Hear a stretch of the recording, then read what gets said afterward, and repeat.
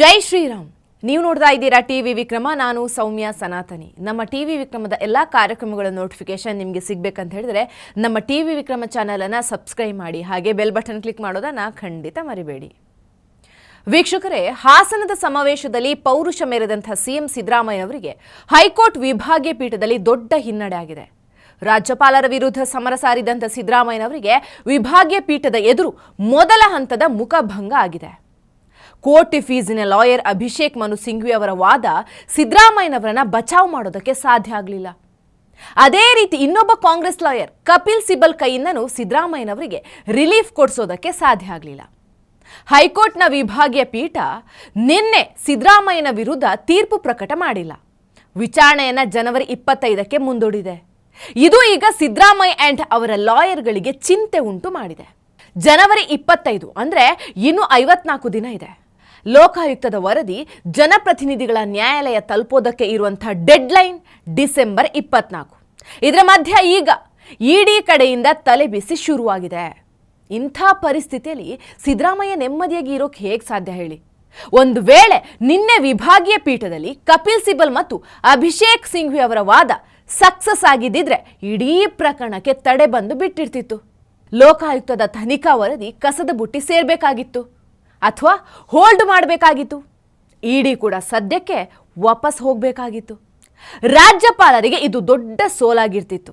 ಆದರೆ ಸಿದ್ದರಾಮಯ್ಯ ಒಂದು ಬಗೆದ್ರೆ ಕೋರ್ಟ್ ಇನ್ನೊಂದು ಬಗೆಯಿತು ಅನ್ನೋ ಹಾಗೆ ನಿನ್ನೆ ನ್ಯಾಯಾಲಯದಲ್ಲಿ ಎಲ್ಲವೂ ಸಿದ್ದರಾಮಯ್ಯನ ವಿರುದ್ಧನೇ ಆಗಿದೆ. ಬೆಳಗ್ಗೆ ಮೇಲ್ಮನವಿ ವಿಚಾರಣೆ ಶುರು ಆಗ್ತಾ ಇದ್ದ ಹಾಗೆ ಸಿದ್ದು ಪರ ಅಭಿಷೇಕ್ ಸಿಂಘ್ವಿ ವಾದಕ್ಕೆ ಬಂದರು. ರಾಜ್ಯ ಸರ್ಕಾರದ ಪರ ಕಪಿಲ್ ಸಿಬಲ್ ಬಂದರು. ಭೂಮಾಲೀಕ ದೇವರಾಜು ಪರವಾಗಿ ದುಷ್ಯಂತ್ ದವೆ ಬಂದರು. ಇನ್ನು ಸ್ನೇಹಮಯಿ ಕೃಷ್ಣ ಅವರ ಪರವಾಗಿ ವಕೀಲರಾದ ರಾಘವನ್ ವಾದಕ್ಕಿಳಿದ್ರು. ದೇವರಾಜು ಪರ ದುಷ್ಯಂತ್ ದವೆ ವಾದ ಮಾಡುವಾಗ ದೇವರಾಜು ಅವರ ವಯಸ್ಸನ್ನು ಕನ್ಸಿಡರ್ ಮಾಡೋದಕ್ಕೆ ಮನವಿ ಮಾಡಿದರು. ಈಗಾಗಲೇ 80 ವರ್ಷ ಆಗಿದೆ. ಅವರಿಗೂ ಈ ರಾಜಕೀಯಕ್ಕೂ ಯಾವ ಸಂಬಂಧ ಕೂಡ ಇಲ್ಲ. ಅವರನ್ನು ದಯವಿಟ್ಟು ರಿಲೀವ್ ಮಾಡಬೇಕು ಅಂತ ರಿಕ್ವೆಸ್ಟ್ ಮಾಡ್ಕೊಂಡಿದ್ದಾರೆ. ಆದರೆ ಈ ಮನವಿಗೆ ವಿಭಾಗೀಯ ಪೀಠ ನೇರವಾಗಿ ನೋ ಅಂದ್ಬಿಟ್ಟಿದೆ. ನಂತರ ಸಿಎಂ ಸಿದ್ದರಾಮಯ್ಯ ಪರವಾಗಿ ಅಭಿಷೇಕ್ ಮನು ಸಿಂಘ್ವಿ ವಾದ ಶುರು ಮಾಡಿ ಕಳೆದ ಬಾರಿ ಆಡಿದಂಥ ಮಾತುಗಳನ್ನೇ ಮತ್ತೆ ಮತ್ತೆ ಪ್ರಸ್ತಾಪ ಮಾಡ್ತಾರೆ. ರಾಜ್ಯಪಾಲರು ನಿಯಮ ಉಲ್ಲಂಘಿಸಿದ್ದಾರೆ, ಕ್ಯಾಬಿನೆಟ್ ಸೂಚನೆಗೆ ಬೆಲೆ ಕೊಟ್ಟಿಲ್ಲ, ಇಂಥ ಹಳೆಯ ಪಾಯಿಂಟನ್ನೇ ಮತ್ತೆ ಜಡ್ಜ್ ಮುಂದೆ ಇಟ್ಟರು. ಏಕಸದಸ್ಯ ಪೀಠ ಸಿದ್ದರಾಮಯ್ಯನ ವಿರುದ್ಧ ನೀಡಿದಂಥ ತೀರ್ಪು ಸರಿಯಿಲ್ಲ ಅಂತ ಸಿಂಘ್ವಿ ಬಹಳ ವೀಕ್ ವಾದವನ್ನು ಮಂಡಿಸಿದ್ರು. ಇವರ ನಂತರ ಬಂದಿದ್ದು ದಿ ಗ್ರೇಟ್ ಕಪಿಲ್ ಸಿಬಲ್. ಮುಖ್ಯಮಂತ್ರಿಯನ್ನ ರಾಜ್ಯಪಾಲರು ಆಯ್ಕೆ ಮಾಡಿಲ್ಲ, ಹೀಗಾಗಿ ರಾಜ್ಯಪಾಲರಿಗೆ ತನಿಖೆಗೆ ಅನುಮತಿ ನೀಡುವ ಅಧಿಕಾರ ಇಲ್ಲ. ಸಾಂವಿಧಾನಿಕ ಪ್ರಶ್ನೆಗಳಿಗೆ ಹೈಕೋರ್ಟ್ ಉತ್ತರಿಸಬೇಕು. ಅನುಮತಿ ನೀಡಬೇಕಂದ್ರೆ ಏನಾದರೂ ಬಾಕಿ ಇರಬೇಕು. ರಾಜ್ಯಪಾಲರಿಗೆ ಪ್ರಾಸಿಕ್ಯೂಷನ್ ಅನುಮತಿ ನೀಡುವ ಅಧಿಕಾರ ಇಲ್ಲ. ಈ ರೀತಿ ಮುಖ್ಯಮಂತ್ರಿ ವಿರುದ್ಧ ತನಿಖೆಗೆ ಅನುಮತಿ ನೀಡಬಾರ್ದು. ಹೀಗೆ ಮಾಡಿದರೆ ರಾಷ್ಟ್ರದಲ್ಲಿ ಅರಾಜಕತೆ ಉಂಟಾಗತ್ತೆ, ಹೀಗಂತ ಕಪಿಲ್ ಸಿಬಲ್ ವಾದ ಮಾಡಿದರು. ಇದೆಲ್ಲವನ್ನ ಕೇಳಿದಂಥ ವಿಭಾಗೀಯ ಪೀಠ ಪ್ರತಿವಾದವನ್ನ ಕೇಳದೇನೆ ತೀರ್ಮಾನ ಮಾಡೋಕೆ ಸಾಧ್ಯ ಇಲ್ಲ ಅಂತ ಹೇಳ್ಬಿಡ್ತು. ಅಭಿಷೇಕ್ ಮನು ಸಿಂಘ್ವಿ ಅವರು ಹಾಗಾದ್ರೆ ಡಿಸೆಂಬರ್ 10ಕ್ಕೆ ಮುಂದೂಡಿ ಅಂತ ಪೀಠವನ್ನ ಕೇಳಿದ್ರು. ಆದರೆ ವಿಭಾಗೀಯ ಪೀಠ ಇದನ್ನ ಜನವರಿ 25ಕ್ಕೆ ಅಡ್ಜರ್ನ್ ಮಾಡಿಬಿಡ್ತು. ಡಿಸೆಂಬರ್ 10ಕ್ಕೆ ಡೇಟ್ ಕೊಟ್ಟಿದ್ದಿದ್ರೆ ಹೇಗಾದ್ರೂ ಇಡಿ ಇಕ್ಕಳದಿಂದ ತಪ್ಪಿಸಬಹುದಿತ್ತು ಅಂತ ಬಹುಶಃ ಸಿಂಘ್ವಿ ಪ್ಲಾನ್ ಮಾಡಿದ್ರೆ ಅನ್ಸುತ್ತೆ. ಅದಕ್ಕೂ ಕೋರ್ಟ್ ತಣ್ಣೀರು ಎರಚಿಬಿಡ್ತು. ಅಫ್ಕೋರ್ಸ್ ಸಿಂಘ್ವಿ ಅವರು ಮಾಡ್ತಾ ಇರುವಂಥ ವಾದ ಮತ್ತು ಅವರು ಇಡ್ತಾ ಇರುವಂಥ ಪಾಯಿಂಟ್ಗಳನ್ನು ನೋಡಿದರೆ ವಿಭಾಗೀಯ ಪೀಠದಲ್ಲಿ ಸಿದ್ದು ಪರ ತೀರ್ಪು ಬರೋಕೆ ಚಾನ್ಸೇ ಇಲ್ಲ ಅನ್ಸುತ್ತೆ. ಸೊ ಇಷ್ಟು ಬೆಳವಣಿಗೆಗಳನ್ನು ನೋಡಿದರೆ ಸಿದ್ದುಗೆ ಸಂಕಷ್ಟ ಕಳೆಯೋ ಹಾಗೆ ಕಾಣ್ತಾ ಇಲ್ಲ. ನಿನ್ನೆ ಸಮಾವೇಶಕ್ಕೂ ಮೊದಲು ವಿರುದ್ಧವಾದ ಹೇಳಿಕೆಗಳನ್ನು ಕೊಟ್ಟು ಕುರ್ಚಿವಾರ್ ಅನೌನ್ಸ್ ಮಾಡಿದಂಥ ಸಿದ್ದರಾಮಯ್ಯ ಮತ್ತು ಡಿಕೆಶಿ ಹಾಸನದ ಜನಕಲ್ಯಾಣ ಸಮಾವೇಶದ ನಂತರ ಮತ್ತೆ ಕುಚಿಕು ತರಹ ಪೋಸ್ ಕೊಡ್ತಿದ್ದಾರೆ. ಮಾಧ್ಯಮಗಳನ್ನು ದಿಕ್ಕು ತಪ್ಪಿಸೋದಕ್ಕೆ ಏನೋ ದಿನಕ್ಕೊಂದು ಹೇಳಿಕೆ ಕೊಡ್ತಾ ಇದ್ದಾರೆ. ಮೊನ್ನೆ ಡಿಕೆಶಿ ಸಿಎಂ ಕುರ್ಚಿ ವಿಚಾರವಾಗಿ ಒಡಂಬಡಿಕೆ ಆಗಿದೆ ಅಂತ ಹೇಳಿಕೆ ಕೊಟ್ಟಿದ್ರು. ಆದರೆ ಸಿದ್ದರಾಮಯ್ಯ ಅಂಥ ಮಾತುಕತೆ ನಡೆದೇ ಇಲ್ಲ ಅಂತ ಅದಕ್ಕೆ ಕೌಂಟರ್ ಕೊಟ್ಬಿಟ್ರು. ಡಿಕೆ ಶಿವಕುಮಾರ್ಗೆ ಈ ಹೇಳಿಕೆ ಕೇಳಿ ವಿಪರೀತ ಸಿಟ್ಟು ಬಂದರೂ ಕೂಡ ಹೇಗೋ ಸಹಿಸ್ಕೊಂಡು ನನಗೆ ಗಾಂಧಿ ಕುಟುಂಬದ ಬಗ್ಗೆ ಗೌರವ ಇದೆ, ಹೈಕಮಾಂಡ್ ಮೇಲೆ ಗೌರವ ಇದೆ, ಪಕ್ಷನಿಷ್ಠೆ ಇದೆ, ಅದಕ್ಕೆ ಬೆಲೆ ಸಿಕ್ಕೇ ಸಿಗುತ್ತೆ, ಆ ದಿನಕ್ಕೋಸ್ಕರ ಕಾಯ್ತೀನಿ ಅಂತ ಹೇಳಿ ತಮ್ಮ ಬೇಸರವನ್ನು ಹೊರಹಾಕಿದ್ರು. ಸಿದ್ದರಾಮಯ್ಯನವರು ಏನೋ ಮಾತುಕತೆ ನಡೆದೇ ಇಲ್ಲ ಅಂತ ಹೇಳಿದಾರೆ ಅಂದರೆ ಹಾಗೆ ಇರಲಿ ಬಿಡಿ ಅಂತ ಸಿದ್ದರಾಮಯ್ಯನ ಮಾತೇ ಫೈನಲ್ ಬಿಡಿ ಅಂದ್ಬಿಟ್ರು.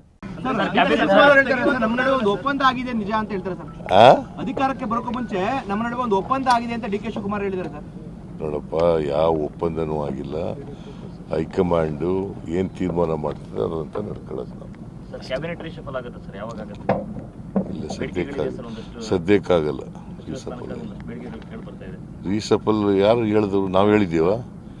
ನಾನಲ್ವ, ನನ್ನ ಪ್ರೆರಗೇಟಿವ್ ಅಲ್ವಾ? ನಾನು ಹೇಳಿದ್ದೀನ?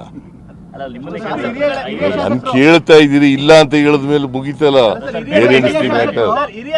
ಒಂದು ರಾಷ್ಟ್ರೀಯ ವಾಹಿನಿಯಲ್ಲಿ ಒಪ್ಪಂದದ ಬಗ್ಗೆ ಹೇಳಿದ್ರಿ, ಮುಖ್ಯಮಂತ್ರಿಗಳು ಪ್ರತಿಕ್ರಿಯೆಯನ್ನು ಕೊಟ್ಟಿದ್ದಾರೆ. ಇವತ್ತು ಒಪ್ಪಂದ ಏನಿಲ್ಲ, ಹೈಕಮಾಂಡ್ ಹೇಗೆ ಹೇಳುತ್ತೋ ಹಾಗೆ ನಡ್ಕೋತೀವಿ. ಆಯ್ತು, ನಮ್ಮ ಚೀಫ್ ಮಿನಿಸ್ಟರ್ ಹೇಳಿದ್ಮೇಲೆ ಅವ್ರು ಹೇಳಿದ್ದೆ ಫೈನಲ್. ನಮ್ಮ CM ಹೇಳಿದ್ಮೇಲೆ ಏನು ತಕರಾರೇ ಇಲ್ಲ. ನಿಮ್ಮ ಸೆಮಿಫೈನಲ್ ಒಂದಿತ್ತು, ಈಗ ಫೈನಲ್ ಆಗುತ್ತೆ. ಈಗ ಅವ್ರೇನು ಹೇಳ್ತಾರೆ ನಾವು ಫೈನಲ್, CM ಏನು ಹೇಳ್ತಾರೆ ಅದಕ್ಕೆ ಫೈನಲ್. ಬೇರೆ ಏನು ತಕರಾರಿಲ್ಲ ತಮ್ಮದು? ತಕರಾರಿಲ್ಲ. ನಾನು ಯಾವತ್ತೂ I am always loyal to the chair, I am loyal to the party. ಈಗ CM ಹೇಳಿದಾರಲ್ಲ, no question, no discussion, no debate, no pain. ಅದಕ್ಕೆಲ್ಲ ಉತ್ತರ ಕೊಟ್ಟಿದ್ದೀನಿ ನಾನು. ಇದು ಮನಸಾರೆ ಬಂದಿರುವಂಥ ಮಾತಲ್ಲ, ವ್ಯಂಗ್ಯ ಅಂತ ಯಾರಿಗಾದ್ರೂ ಗೊತ್ತಾಗತ್ತೆ ಬಿಡಿ. ಇನ್ಫ್ಯಾಕ್ಟ್ ಇವರಿಬ್ಬರ ಹೇಳಿಕೆಗಳಿಂದ ಗೊಂದಲ ಶುರುವಾಗಿದ್ದು ಹೋಮ್ ಮಿನಿಸ್ಟರ್ ಪರಮೇಶ್ವರ್ ಅವರಿಗೆ.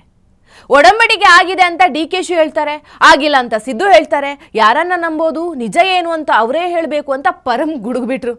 ಸರ್, ನಿನ್ನೆ DK ಇಲ್ಲ, ಒಪ್ಪಂದ ಆಗಿಲ್ಲ ಅನ್ನುವಂಥ ಮಾತುಗಳನ್ನು ಹೇಳಿ. ನೋಡ್ರಿ, ಯಾವ ಒಪ್ಪಂದ ಆಗಿರೋದು ನಮಗೇನು ಗೊತ್ತಿಲ್ಲ. ನನಗೇನು ಗೊತ್ತಿಲ್ಲಪ್ಪ. ನಾನು ಯಾರು 2-3 ಜನ ಕೇಳಿದೆ, ಡೆಲ್ಲಿ ಒಳಗೂ ಕೇಳಿದೆ, ಇಲ್ಲೂ ಕೇಳಿದೆ. ಯಾವ ಒಪ್ಪಂದನೂ ಯಾರು ಆಗಿದೆ ಅಂತ ಎಲ್ಲೂ ಯಾರು ಹೇಳಿಲ್ಲ. ಶಿವಕುಮಾರ್ ಅವರು ಏನೋ ಅರ್ಥದಲ್ಲಿ ಹೇಳಿದಾರೋ ಗೊತ್ತಿಲ್ಲ ನನಗೆ. ಅದಕ್ಕೆ ಸಿದ್ದರಾಮಯ್ಯನವರು ಮಾನ್ಯ ಮುಖ್ಯಮಂತ್ರಿಗಳು ಇಲ್ಲ ಅಂತದೆಲ್ಲ ಒಪ್ಪಂದ ಏನು ಆಗಿಲ್ಲ ಅಂತ ಅವ್ರು ಹೇಳಿದ್ದಾರೆ. ಸ್ಪಷ್ಟವಾಗಿ ಸ್ಪಷ್ಟೀಕರಣ ಕೊಟ್ಟಿದ್ದಾರೆ. ಈಗ ಒಪ್ಪಂದ ಆಗಿದೆ ಅಂತಂದ್ರೆ ಮತ್ತೆ ನಾವೆಲ್ಲ ಯಾಕಿರ್ಬೇಕು? ಯಾಕಿರ್ಬೇಕ್ರಿ?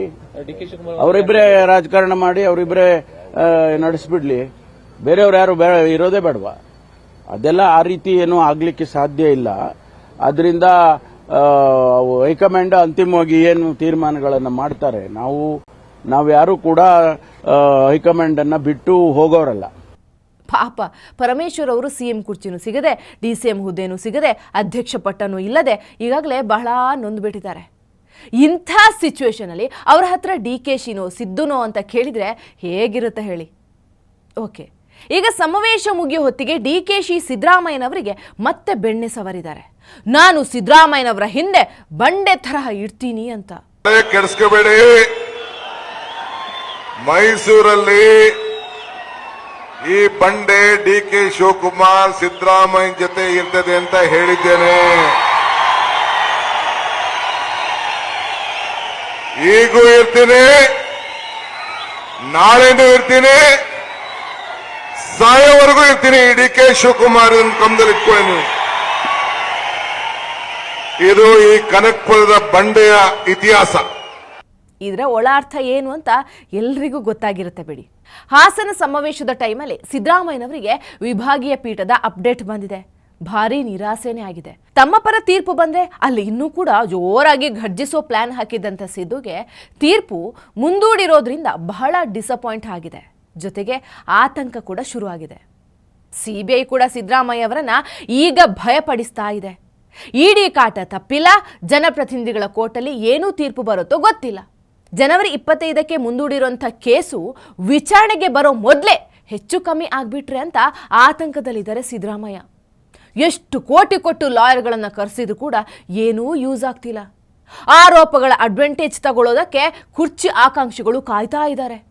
ಹೇಗೆ ಈ ಚಕ್ರವ್ಯೂಹದಿಂದ ಹೊರಗೆ ಬರೋದಂತ ಸಿದ್ದು ನಿದ್ದೆ ಇಲ್ಲದೆ ಒದ್ದಾಡ್ತಿದ್ದಾರೆ. ಟಿವಿ ವಿಕ್ರಮ, ದೇಶ ನಿಮ್ಮ ಕೈಯಲ್ಲಿ. ಈ ಕಾರ್ಯಕ್ರಮ ನಿಮಗೆ ಇಷ್ಟ ಆಗಿದ್ದಲ್ಲಿ ಲೈಕ್, ಶೇರ್ ಹಾಗೂ ಕಮೆಂಟ್ ಮಾಡಿ. ಟಿವಿ ವಿಕ್ರಮದ ಕಾರ್ಯಕ್ರಮಗಳನ್ನು ನಿರಂತರವಾಗಿ ವೀಕ್ಷಿಸಲು ಸಬ್ಸ್ಕ್ರೈಬ್ ಮಾಡಿ, ಬೆಲ್ ಐಕನ್ ಒತ್ತಿ.